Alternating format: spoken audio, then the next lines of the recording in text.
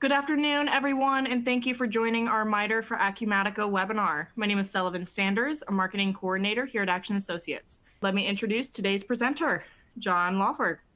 He is a senior account executive at MITRE. I will go ahead and hand it on over to you, John, to get us started. Yeah, appreciate it, Sullivan, and thanks everyone for jumping on. But no, really excited to be here and kind of chat through MITRE, the work we're doing with Action, and specifically as it relates to Acumatica. So excited to get going.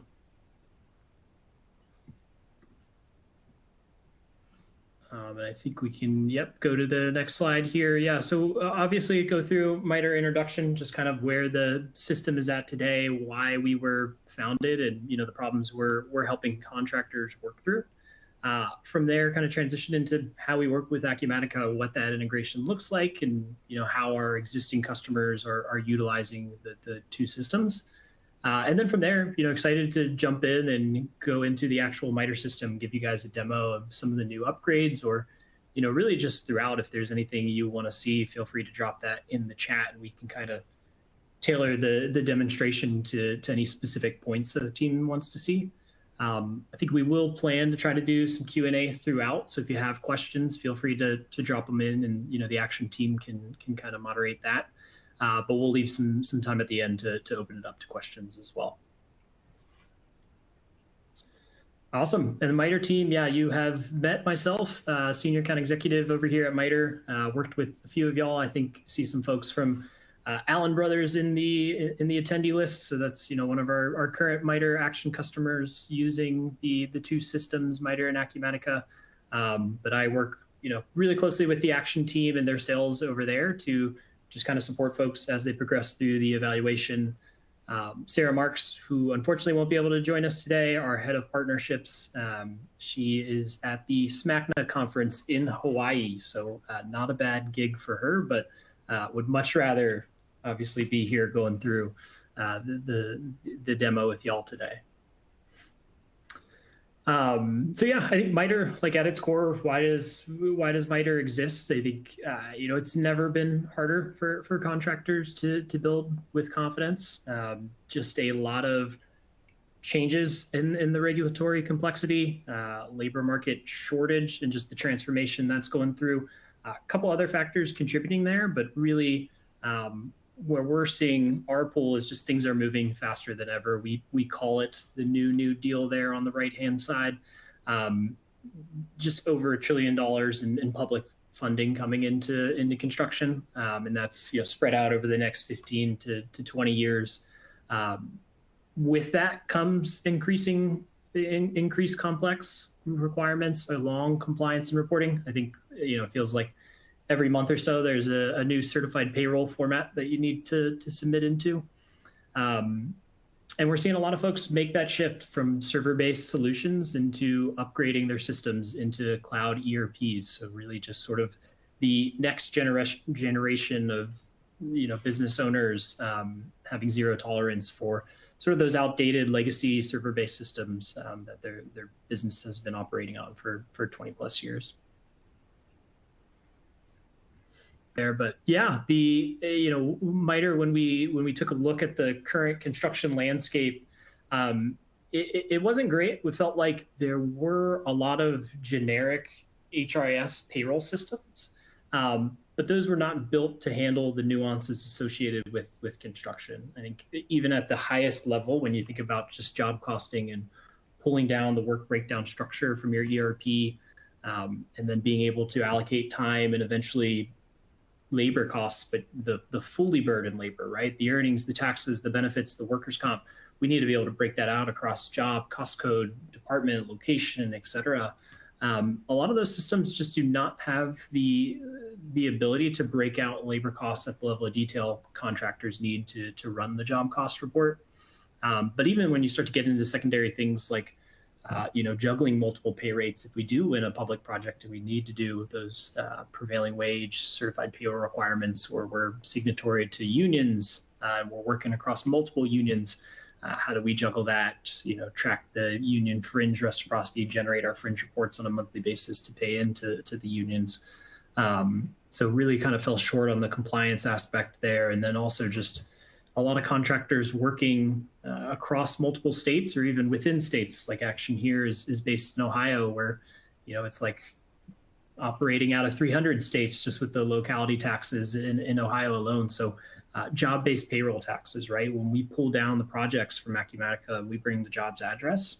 And that's how we, when somebody submits a time card, we're processing payroll, we're looking at, that job's address and applying any local, state, or federal taxes that need to be withheld on those specific earnings. So, when we took a look at the existing generic sort of HR payroll systems, they really fell short across a lot of those. And what we were seeing is, contractors were, supporting their legacy systems by just bolting on pieces that would work. We needed a specific solution for time tracking, something to help with certified payroll when you're using those payroll systems, something to help with benefit and open enrollment management. And so between that, just created a lot of manual processes for contractors to just get through, managing and paying their team. So obviously, MITRE built the solution for those problems. Really, our entire focus at MITRE is streamlining the back office, so connecting your people, projects, and payments. Obviously, the human capital management platform, everything associated with hiring, onboarding, paying, and growing your team. Field operations, tracking everything that's going on out in the field, capturing that data and getting it in both into payroll, but also your ERP for any reporting you're doing there. And then also on the expense side, tracking those miscellaneous expenses that are happening out in the field, getting that job cost detail and back into your ERP. And then obviously integrations, like this is a core part to MITRE, is just working with the systems that contractors have in place today. So obviously, our focus today kind of is around Acumatica, but a number of different tools, right? Specialized contractors, on the service side, in Build Ops, Service Titan, we're ingesting those timesheets to process payroll for service-heavy contractors. For your heavy civil, we're using HCSS or Procore, and we do time there. So really just working with the other tools in the space that our customers use. And what do those three core pieces of MITRE look like today? Right on the human capital management side, that is payroll, HRIS, benefits, field operations, time tracking, scheduling, field reporting. And then on the expense side, a few different options there. We really already kind of tackled payroll and kind of those nuances that you see there. HRIS, recruiting, learning, these is, everything around hiring, onboarding, and managing your team. On the LMS side, really exciting. I think, some of y'all might have joined the learning management webinar we did earlier in the year. Really awesome. We partner with Click Safety, can actually, purchase OSHA 10, OSHA 30 trainings, harassment trainings, or trade-specific courses through Click Safety. So they're a construction-specific content provider, and enroll your employees in those courses through MITRE's LMS. So really awesome. Keep track of certifications and classes they've completed through there. On the benefits side, just an easy place for them to go through open enrollment. Field operations, right on the time tracking piece, this is where it all starts for our customers. So core part of our product, super flexible, right? Are we, clocking in, clocking out using geolocation features? Do they create timesheets after the fact? Do we want to put a kiosk on site tied to the job so they just show up, select the task they're working on, clock in, and they're good to go, clock out at the end of the day? Our foremen or supervisors responsible for creating their cruise time, and they're just bulk creating those hours across the different cost codes that they're working on the project. So a lot of flexibility with how you track the time, and go through a custom approval process where you can define how many folks are involved in that process and who's involved at each step in the process. Some other ancillary products within field operations that we've seen a ton of adoption to, specifically the scheduling. So really easy drag and drop sort of folks on projects. From there, they'll get a text message or an email letting them know they've been scheduled. They can click in and see who they're working with. Click on the job's address. It'll pull up their Apple Maps and give them directions to the job site. Any docs or anything like that you want to assign there. One of the coolest upgrades to scheduling is we now have attendance reporting that can be tied to your schedules. So you can set those attendance policies. For instance, flag a warning if anybody's clocking in 15 minutes before their scheduled start time or clocking out 15 minutes late, and we'll flag that employee. Send warnings to the supervisors if there are no shows based on their scheduled assignments. So a lot of cool things that we've been developing on the field operations side. And then on the bottom there, field reporting, starting to do a lot of this with Acumatica specifically is tracking things like equipment. We'll sync your equipment catalog down from Acumatica with the cost rates, and you can, not just track labor hours, but equipment hours at the project level, and pull that up into a daily report, as well as just get the hours and costs back into Acumatica. Production tracking, if you would track quantities at the cost code level on a project, and then daily reporting, easy way to, as we're submitting all these inputs out in the field, your foreman or supervisor can easily whip up a daily report with, everyone on the project, the equipment hours, the quantities used, attach photos, notes, documents to that daily, and just creates a really clean PDF that a lot of customers like to attach to invoices or just use internally. And then the expense side, one of the really exciting pieces of our product, per diems, for example, you can set those up at the project level with different rules, right? So we could say we want to apply this $50 travel per diem to every team member or job supervisors or specific titles. From there, you can set strict controls, right? Only pay the per diem if the employee's home address is 50 miles away from the job site, and only if they worked at least 6 hours. And so we'll just automatically add that per diem once they have an approved timesheet in the system and they meet all of those requirements. So a lot of time savers there, and working with a ton of contractors to really streamline, that process for their back office. Corporate cards. We do not have our own MITRE credit card. So rather than, trying to get folks to switch on to a MITRE card, you can use any Visa, MasterCard, or Amex program, and we sync with those corporate credit cards into the MITRE system. So as an employee out in the field, if I swipe my Amex, I will just get a text message from MITRE telling me to upload a picture of that receipt. I can actually go into my app now, see the transaction, snap a picture of that receipt, but then allocate it to a project, to a cost code, or any level of granularity that you want. And then we'll include those costs back with the labor costs that we're syncing back to Acumatica once approved. And similar process with reimbursements, obviously just paying the team out through payroll and then pushing those costs back. So yeah, again, when we do jump to the demonstration part of today's webinar, feel free to drop any mentions in the chat or the Q&A section if there's any specific pieces that we want to be sure to hit on.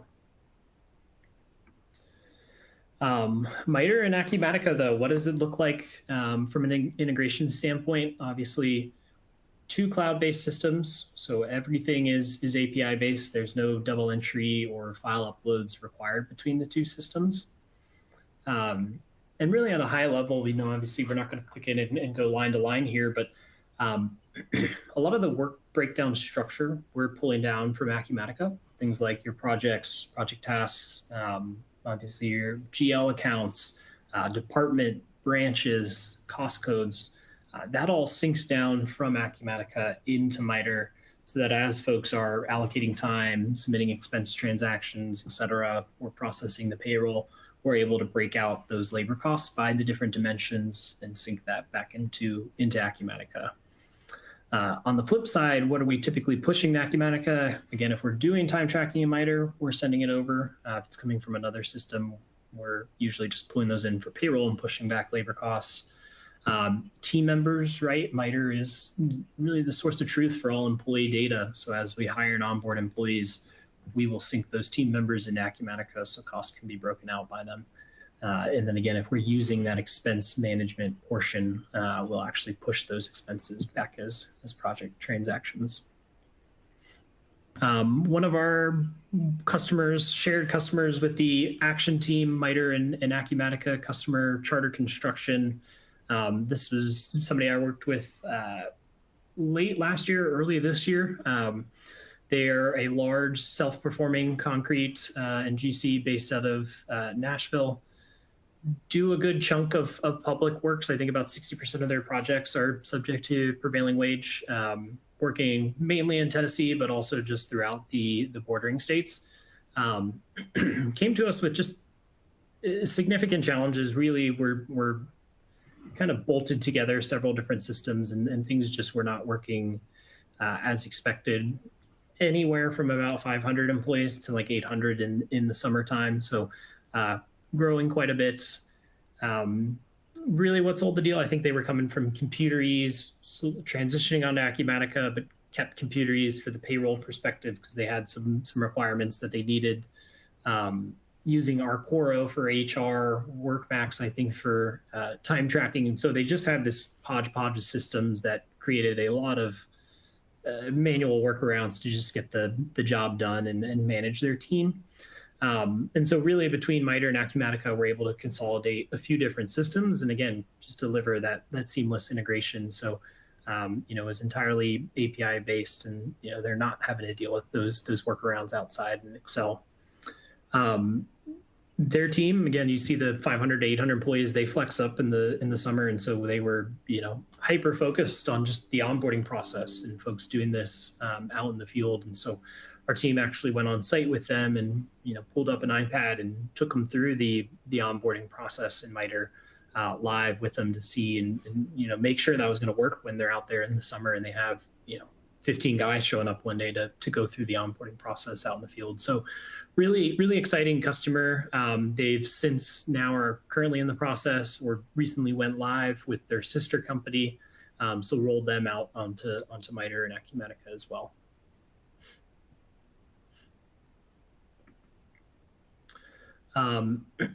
Awesome. Demonstration time. So yeah, I will actually think from the action team steal the screen share if that's okay.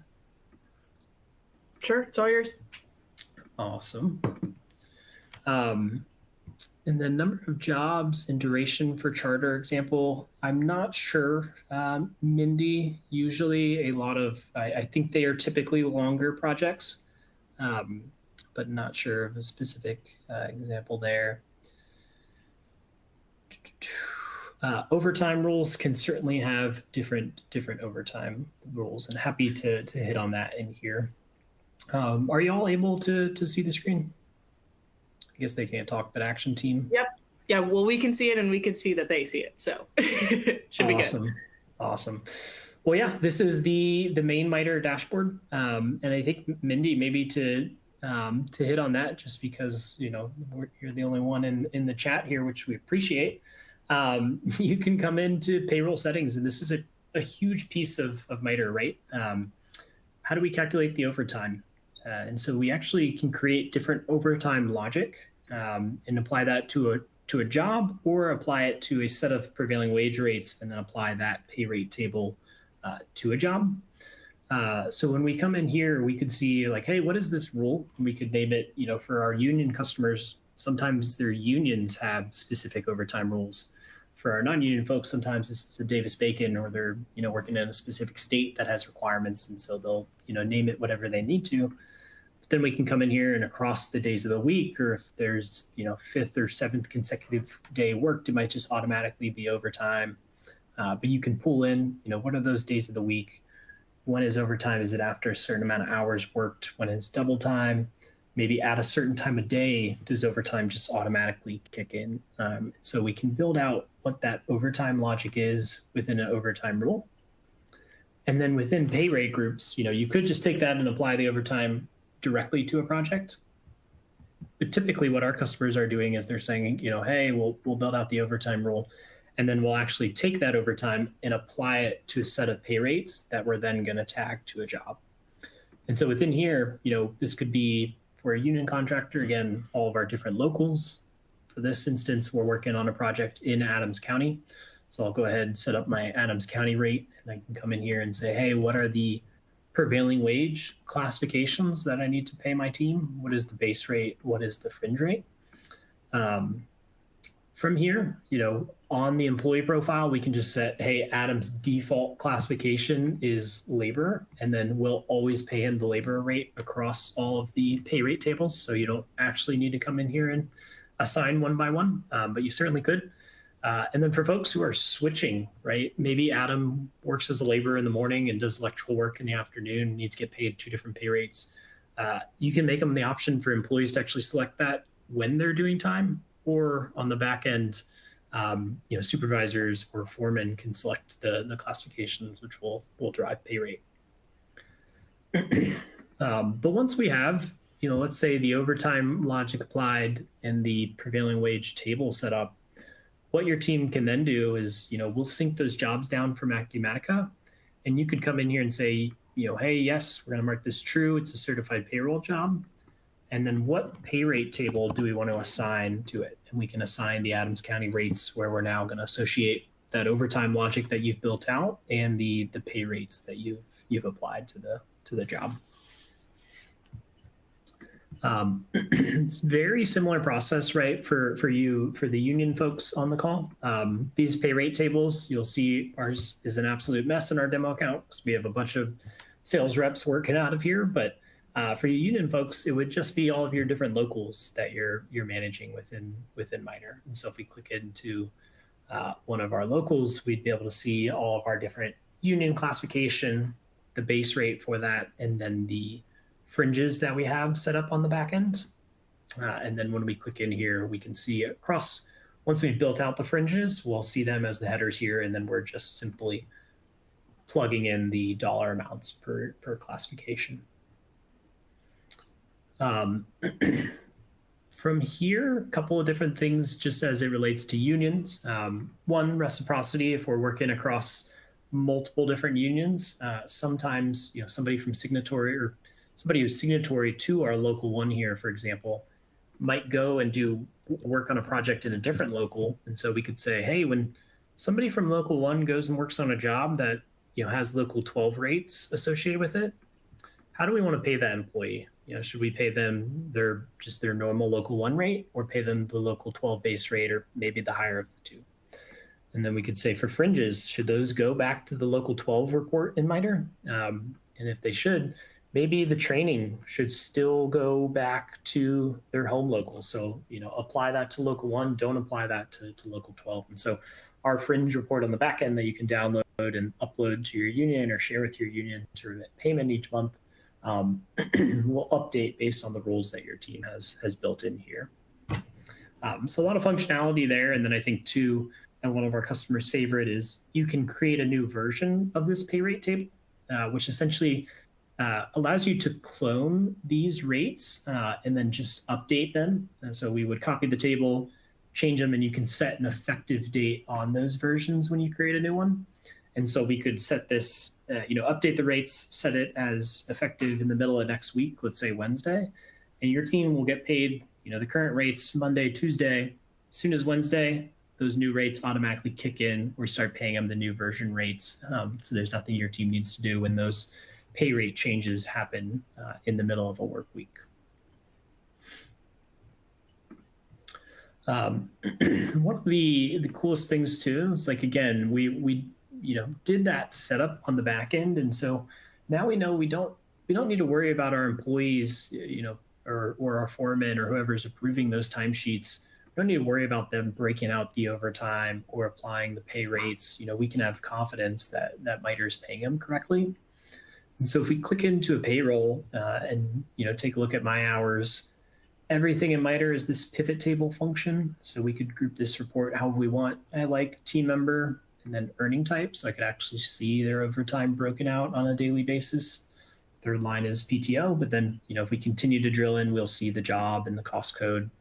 And so what we can do is click in. But if we take a look at their timesheets, on every single timesheet, MITRE will show you exactly how we're paying that employee. So for prevailing wage folks, we'll click in and see, hey, this isn't Johnny's normal rate. If it's a private job, we'll just show, he's getting paid his normal $25 an hour or whatever it might be. For prevailing wage, though, we say, hey, you assigned Adams County rates to the job. John's getting paid the electrical master classification. It is, a $60 base rate. Somebody applied a rate differential to this timesheet, which means we're just paying an extra $9 per hour. But like, what is the fringe? So it's $25 in fringe benefits we need to pay to the employee.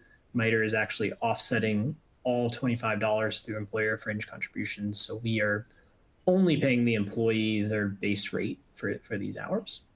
And if we have a question about this piece, we can always click into contributions, and this will actually show you how MITRE's taking credit for your benefits and offsetting the fringe portion of the prevailing wage rate. So you can see like all of your PTO, vision, dental, insurances that you're contributing to, and hover over the amount we're taking credit for, and we'll show you, hey, your company is contributing $225 per hour. So divide that by 40, we can take credit for $5.63 per hour. So something we'll do for your team automatically. For union folks, obviously, you'll just see the base rate and then all of the fringes that we're tracking for your union employees on their timesheets.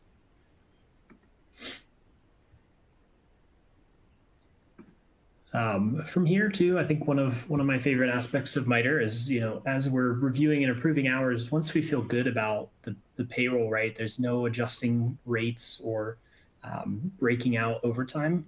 So once we've reviewed and just, Johnny was on the right project, working on the right cost codes, we can essentially pre-process the payroll and come in here and see, are there any warnings that we want to acknowledge? You can create those warnings, like if there's timesheets that are over 8 hours or overlapping timesheets, things like that. But we can also run reports on the payroll prior to processing. So we could see, what are these line items going to look like when we sync back to Acumatica with the level of detail we need, and all of that, is something you'll configure with the level of detail. We could see a payroll register, right? We can run a payroll register and see everything associated with this payroll, employees' total earnings, employer taxes, fringe contributions or deductions. So just the entirety of this payroll prior to actually running. And we can certainly pull this out into Excel if we wanted, or just review within the system. So a ton of visibility prior to actually processing the payroll. And if we need to make any one-off adjustments, we can before we run this. But then once we approve here, that's where MITRE will, debit employer bank account, issue the direct deposits, handle all of your weekly payroll taxes. We're doing the quarterly annual tax filings, W-2s at the end of the year.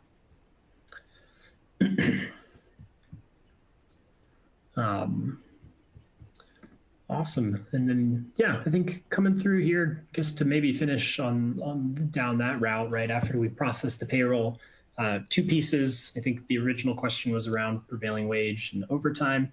So the two pieces there is like certified payroll. How do we go and generate those? And then also, how are those labor costs getting back to Acumatica? Within MITRE, you'll find just a million different sort of standard HRS payroll reports. But then if we click into labor compliance, we will see things like federal EO and reporting, fringe benefit, apprentice ratio, the big one being the certified payroll report, right? Where we can come in and generate it for all projects, or if there's a specific one we want to see, we can select, hey, what week, what state, what report format do we need? And, this is a California job, so I'm going to select that so it doesn't yell at me, but we can then see, do we need to upload LCP tracker, relations, EMARS? Is it the DIR, the California state website requires the XML file? Or do we just need a traditional, federal WH-347? We can click, submit, and it'll spit out that certified payroll report with, everyone who is on that project, your employees, their classification, hours worked, and their deductions broken out for that work week. And so we can share this with our GC, or if we're uploading an LCP tracker, it's a CSV file that you're able to upload directly into the system. It's a very easy process for doing that. If we do need to create multiple jobs at once, like we could just come in here and layer in the 20 different WH-347s that we want to generate. We'll generate them all at once. The next big piece, right, is how does this push back to Acumatica? You can set everything up on a daily sync, so it'll just, update overnight. Or you can also come in at any point and do a real-time push or pull. So if you wanted to sync labor costs over to Acumatica immediately, it's like 2 clicks and you'll sync those costs into the job costs in GL. But what we'll do with your team during implementation is, obviously come in here and we're syncing down your GL accounts from Acumatica. And so we'll go through a mapping exercise where, every single line item in MITRE is mapped back to a specific GL account across, benefits, taxes, et cetera. And once we know where or what GL account it pushes back to, then we'll start to say, hey, across earnings, taxes, benefits, workers' comp, et cetera, what dimensions do we need to break these labor costs out by? And so we can pull in these different dimensions. And then we're just building this out with your team. Essentially, what the level of detail is, like how granular do we need to break out labor costs when pushing them back to Acumatica. And so what that'll eventually do is, if we go back to accounting, build out like the job cost to journal entries with whatever level of detail that you selected you wanted to break those costs out by. And this is essentially the digital copy of what will be pushed back into Acumatica.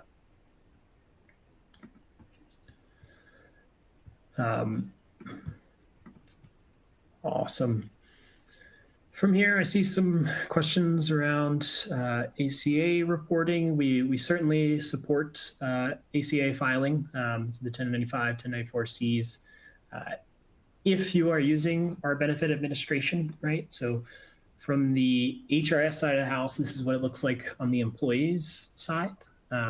They would actually be able to come in and go to benefits on their portal. So this is where they could get their pay stubs weekly. All of their documents are here. They could update their bank account or withholding information, but they can also go through the open enrollment process. So, throughout the year, they can make a life qualifying event. If that happens, they can make the update in here. But during the open enrollment period, they'd actually be able to come in here, and we work with folks their brokers to digitize their plans, so they can essentially come in across, medical, dental, vision, and the other ancillary insurances.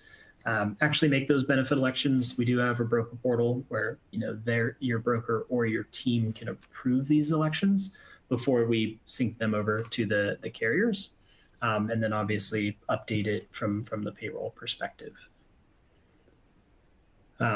If you're using MITRE for the benefits portion, then we would, where we do support the ACA filing.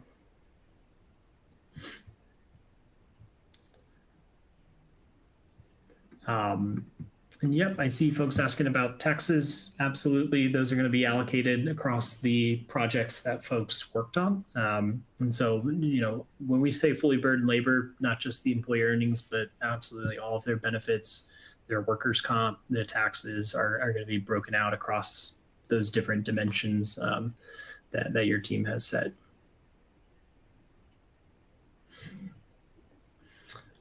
Labor item and hour does get pushed back for T&M billing. I see that as a question there. So a lot of folks, we have the timesheets set up to go over as a separate sync into Acumatica.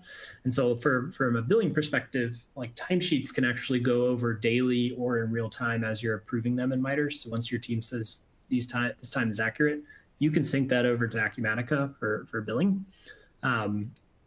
I think folks also will use that as kind of like a real-time sort of job costing or near real-time, but obviously the actual payroll costs will not push back until we've run payroll. And yep, Donald, benefits can post to different accounts than direct labor. So we will do that mapping exercise with your team to map all of your different benefit line items to different accounts in Acumatica, depending on the level of detail.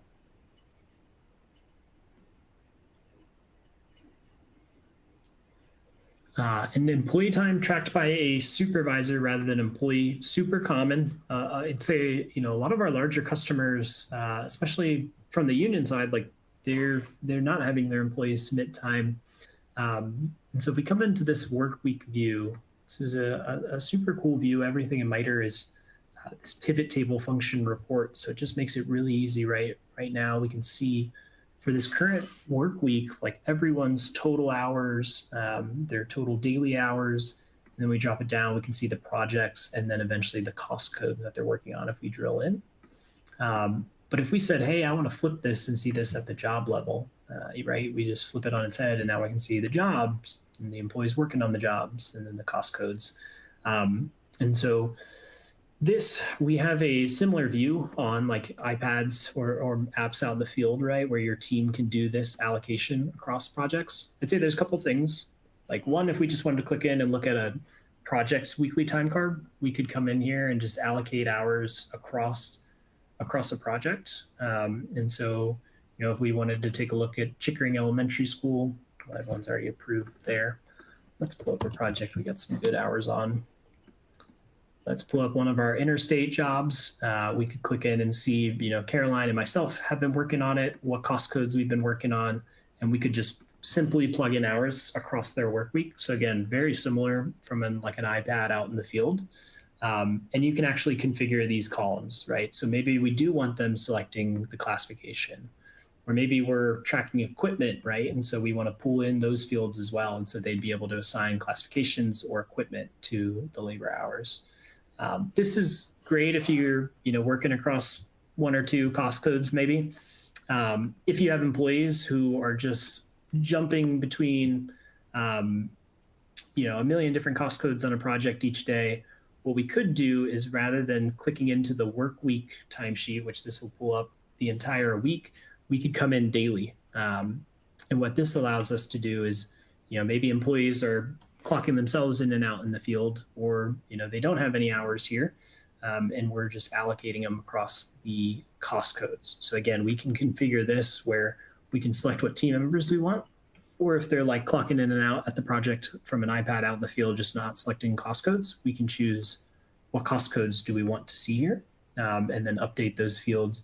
And now what we can do is everyone's hours will pull in, and we can just do the cost code allocation across, this project each day. And so this would be kind of a foreman coming in here and just doing the allocation across the 6 different cost codes that he wants to spread Alan's hours against. So there's a few different options for folks, but very, very common for, the actual employee out in the field to not be submitting the labor hours, and rather the foreman or super doing that distribution. Multiple state projects. I see one in there. How do we handle overtime rules or things like that where the project spans across multiple states? I think we'd love to take a deeper look at that, Michael, offline. I'll typically try to diagnose these live on calls in my demos, and I'll take it to my solutions engineering team, and they'll tell me that is not the right workaround we would suggest. My guess, though, is, and I'll do that here, is sub-projects. I've seen that done a number of times where you could have 2 sub-projects for each state where they have different overtime logic, different rates applied. So again, we'll likely take that back to my technical team, and they'd have a completely different idea, but just off the cusp there. I think certainly something we could handle. We just want to understand the requirements before suggesting a solution. But a ton of different areas within the timesheet approval. Like obviously this work week view is fantastic, not only for reviewing or adjusting labor hours, but you can create filters and save different templates. So if I wanted to create a report that, I want to give to an employee, and maybe they should only have access to those 2 interstate highway projects, that we could create that and then save this template as a shared template, and make it Johnny's timesheet report, and then he can come in each week and pull that report and just review his hours. Also, if we're used to just a more traditional list view, we could come in and now see all the blank timesheets and just start to build out a report that makes it easy for us to see employees, the job, the cost code, the hours, and then similar process here, right? Let's chop it up. We want to group it by team member. Let's go ahead and do that. Just drags them down into a row group, and now we can see, for Adam, all of his total hours, 51 unapproved timesheets, and then all of those individualized timesheets. And so, maybe from there we'll group it by job after that. And now it's, the employee and all the projects that he's been working on, and then all of the individual timesheets under that project. So really, there's just a ton of easy reporting available for your team that you can build out and create those different templates so that, whether we're actually the ones inputting time or we're just reviewing and approving time, we make it really easy for folks to come in, approve time or make those corrections and send them through to payroll.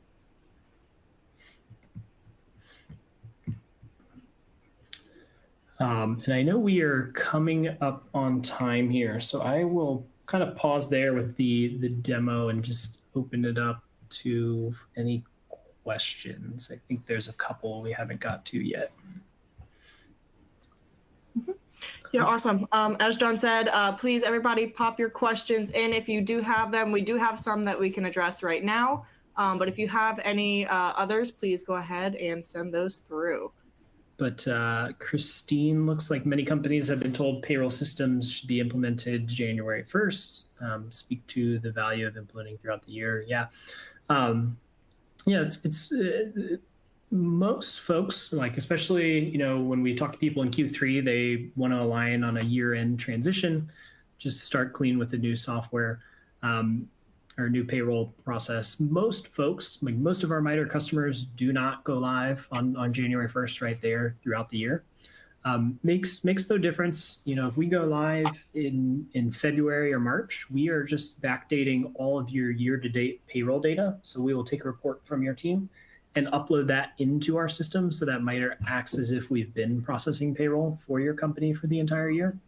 And so it's just a clean break from that last payroll to the first payroll in MITRE. And so when that next quarterly filing comes up, MITRE will take care of that at the end of the year. When we're processing your W-2s, that is one W-2 coming from the MITRE system, because we will act as if we've been that processor throughout the year. So definitely, I think it used to be a lot more challenging 10, 15 years ago to do this transition. But today, fairly easy process, just a couple extra reports that we're going to need to get your year-to-date in there. Sean, to the applying per diem, there certainly is. And I'm not sure if, Sean, you're a current customer or not, but if you are, I'd say feel free to contact support if you need help setting this up. But you can create per diems at the project level. And so that's what I was referring to earlier, where we could create, hey, we want to apply this to all team members or specific cost codes or prevailing wage classifications. Could say only give it if it's if they worked at least 6 hours, and then we could also say, hey, only pay the per diem if their team member's home address, or if they're coming from like your shop address, is 50 miles away from the job's address. And then in this case, if they meet those requirements, MITRE will automatically add that per diem to their weekly pay. So it's a really, really cool process.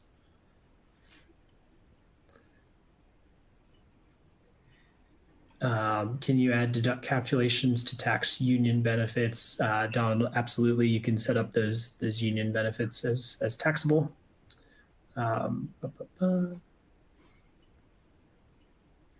Customer support system, ticketing system, live person. Yep, a little bit of all of the above there, Douglas. Certainly for like non-urgent requests, we always ask customers to just submit a ticket or use the in-app chat feature. We do have a support line that your team can call into, live support. We are all US based, and again, MITRE being construction specific, I do a bad job in the sales process of just showing you all the cool tools and not speaking to the support, but it makes a huge difference when the people you're calling into only work with general contractors and subcontractors every single day. It doesn't take bouncing around to 3 different teams to get somebody who understands, what the heck certified payroll is, or, the importance of job cost accounting. So yeah, really strong support. You do have the option to call in, as well as ticketing support system or in-app chat feature. Mindy, it is too late to get on board for the 1/1/2026 transition. So I think the earliest we are taking customers live is the first week of February. That being said, again, to Christine's point, it's just an extra report that your team will download to get the year-to-date data to MITRE for us to make sure we have all of the most up-to-date payroll when we do make that transition over to MITRE.